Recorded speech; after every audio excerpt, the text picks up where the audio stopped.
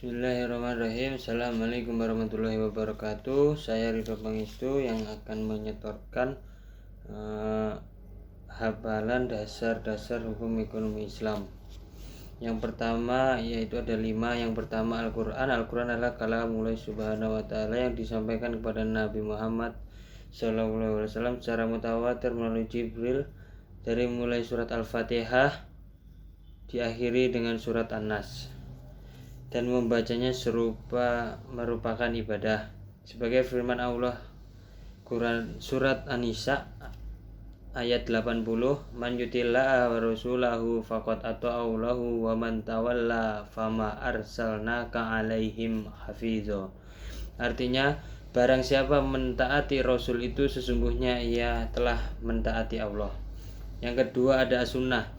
As-sunnah atau sering disebut juga al-hadis mempunyai arti yang sama, yaitu segala sesuatu yang disandarkan kepada Nabi Muhammad SAW, baik berupa ucapan, berupa perbuatan maupun takrirnya.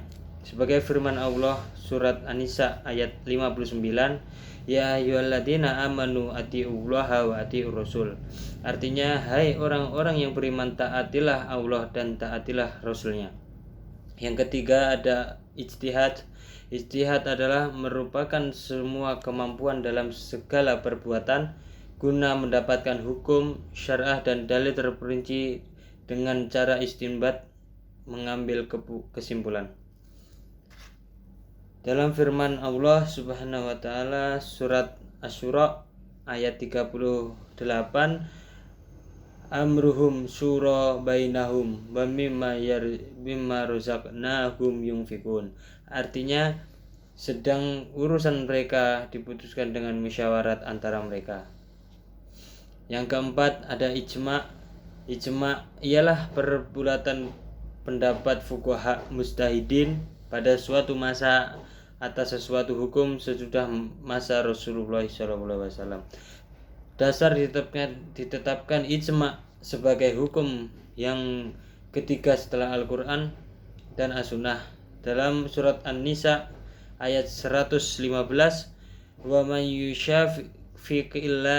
yushafiqir rasul min ba'di ma tabayyana lahul huda wa may yattabi' ghayra sabilil mu'minina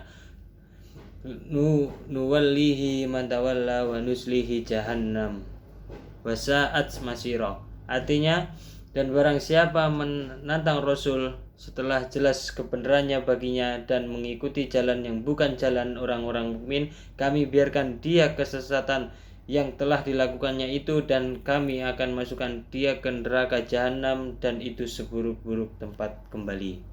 Yang terakhir kias. Kias adalah mempersamakan hukum suatu perkara yang belum ada kedudukannya hukumnya dengan suatu perkara yang sudah ada ketentuannya hukum karena ada sisi-sisi persamaan antara duanya disebut ilat. Kias merupakan sumber hukum setelah Al-Quran, Sunnah, wa Ijma'. Dasar hukum ditetapkan kias yaitu firman Allah surat An-Nisa ayat 59, ya ayyuhalladzina amanu atiullaha wa atiur rasul ulul amri minkum fa in tazanatum fi syai'in farudduhu ila Allahi wa rasulihi in kuntum tu'minuna billahi wal yaumil akhir dzalika khairun wa ahsanu ta'wila. Artinya, wahai orang-orang yang beriman, taatilah Allah dan taatilah Rasul dan uli amri, pemegang kuasaan di antara kamu. Kemudian jika kamu berada pendapat tentang sesuatu, maka kembalilah kepada Allah dan Rasul. Jika kamu beriman kepada Allah dan hari kemudian, yang demikian itu lebih utama bagimu dan lebih baik akibatnya. Sekian dari saya, kurang lebihnya mohon maaf. Itu tadi adalah penjelasan atau dasar-dasar hukum ekonomi Islam. Sekian, wassalamualaikum warahmatullahi wabarakatuh.